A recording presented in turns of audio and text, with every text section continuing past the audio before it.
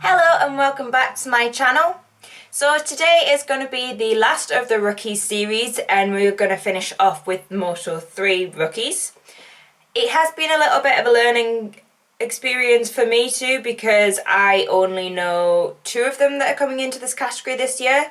So I do have a big list of notes sat next to me. If you see me glancing down, it's because I honestly can't remember any of this off the top of my head because they're all completely, well, most of them are completely new to me. But if you want to find out who is going to be joining the most ridiculous class in the MotoGP paddock, stay with me. First up we have Lorenzo Felon. So Felon will be joining Tatsuki Suzuki at 6:58 for the year. He is replacing the outgoing Nicolo Antonelli, who is actually going to Reale Aventia to team with Carlos Tatai for the year. So Felon's had quite a short but progressive career. He is only 16, but he has competed in the European Talent Cup. He then moved on to the FIM Junior Moto3 Championship, and now he is moving on to the Moto3 World Championship. So that's 3 different series over 3 years, which is pretty good going for someone who is so young. And it does show that people have been impressed by him, or been so impressed by him, that he's managed to move every single year. It's not been a case of he's been stuck in one series trying to win a world championship or make a name for himself, make an impression. He has made that impression and therefore he's been given this opportunity. Whilst I don't think that he will be making another move into Moto2 next year, I mean, unless he comes in and absolutely blows everyone out of the water, I do hope that with the help of Paolo Simoncelli, he will be able to be moulded into a world champion. A bit like how Tatsuki Suzuki has been moulded with Paolo over the last few years. I mean, now he is a race winner. He was a championship contender last year, and he probably comes into this year as well being one of the championship favourites. Whilst he's not going to be competing straight off the bat for wins and podiums, he did manage to go into his second race at the Junior Moto3 category and qualify in second position. So he's a fast learner and he's a talented guy. So I'm hoping that there's going to be at least points on the board this year, because it doesn't want to be another year where it seems to be that Suzuki is carrying the team. No offence to Nicolo Antonelli, but there was a reliance on Suzuki getting a good result last year to keep them in the running. So I'm really looking forward to seeing what Felon can do as he grows and as he gets comfortable with the team and as the season goes on. Next up is Ethan Guevara.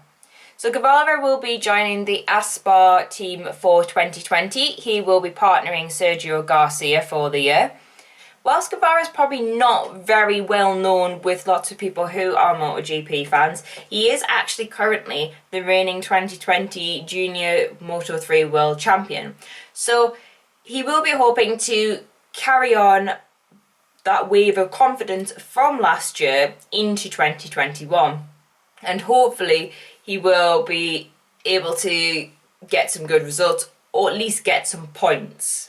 Whilst it's going to be a bit of a learning curve coming in, he will be obviously fighting against people who he has already fought against in Junior Moto3.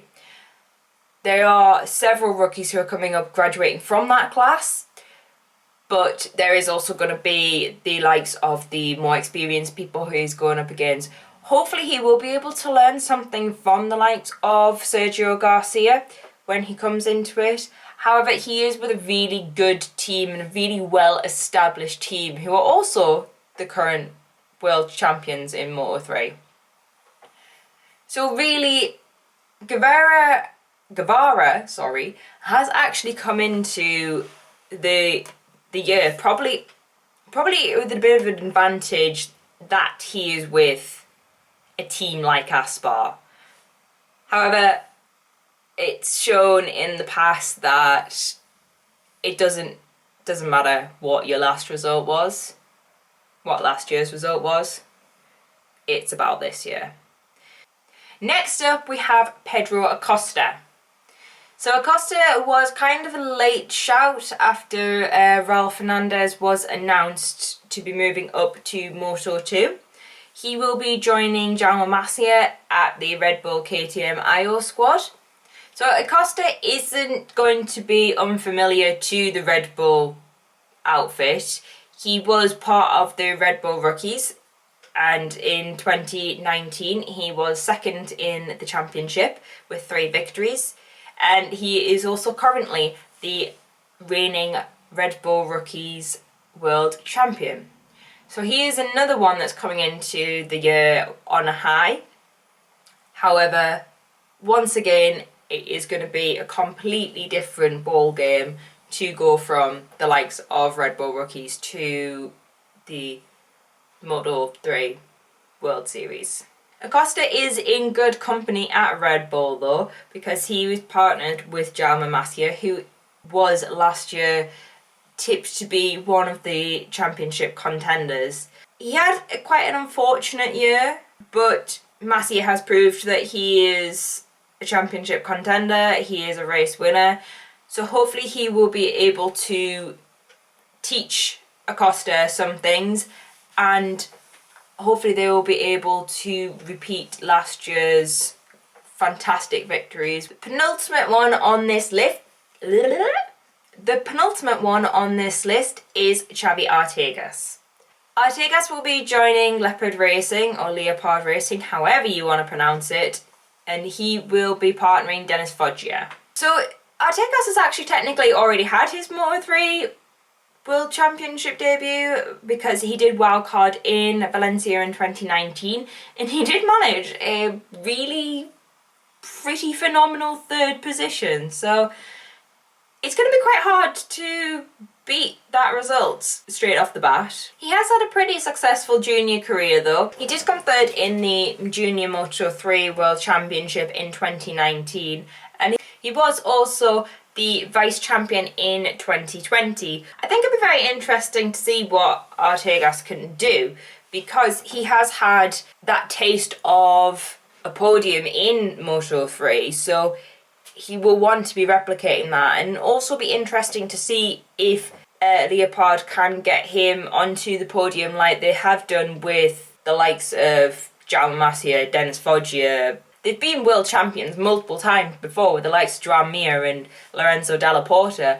So it could be a case of Artigas really does hit the ground running, or, well, who knows? You never know with Moto3. Could be one of those ones where he does just instantly get along with that bike and is back on the podium again. Who knows? Hopefully he will be on the points though. Last but not least, we have Adrian Fernandez. So Adrian Fernandez will be joining Romano Fenati at the Max Racing team. He was a very, very late announcement in 2020 when Max Racing did seem to unceremoniously drop Alonso Lopez without really any explanation. So Fernandez did actually make his debut back in 2020.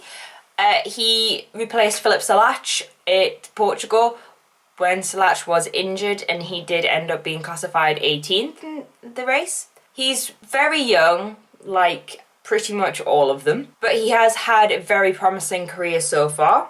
He has had podium finishes in CEV where he was last year, and he did finish 7th in the championship standings. So if you see Adrian Fernandez, you will quickly realise that he is related to another member of the paddock. He is almost the spitting double of Raul. It's actually quite scary, and I know that there has been moments when pit lane reporters have seen them in the paddock together, or not together and mistaken one for the other. Thankfully, Raul has grown, so at least there is a height difference now. But I have heard stories of the wrong one being grabbed in the paddock and an embarrassing moment of, oh yeah, that's the wrong Fernandez. So I'm quite excited to see what Adrian can do at Max Racing. It has all seemed to, a lot of the pressure seems to have been on Romano Fenati up until now, for the last couple of years at least. He has seemed to be the one that has looked more likely to be on the podium than Alonso Lopez. So it'll be interesting to see how Adrian fits into their team and their dynamic, and if he does fit with that bike, because it doesn't seem to have been the easiest thing for Alonso to ride over the last few years. Hopefully it will be a bike that suits Adrian, and he should be able to get some points on the board before the end of the year. So that is the Moto3 rookies, and that does round off the 2021 rookie series. Whilst there's not a lot of information about the Moto3 rookies out there, I think we're probably going to learn a lot about them in their first year, and hopefully we'll be able to see some decent battles from them, because it wouldn't be Moto3 without some cracking battles. If you enjoyed the video, don't forget to give me a thumbs up, subscribe to my channel, and leave a comment down below on what videos you would like to see. I am going to try and get weekly videos up, depending on my work schedule. However, a lot of my race weekends clash with MotoGP weekends, so fingers crossed we will be able to do something. Also, really sorry about the constant rocking. This is the joys of a spinning chair. Let's read it there. Don't forget that you can also contact me on Instagram and Twitter. I am constantly on Twitter, so I am more reachable there. Until then, bye!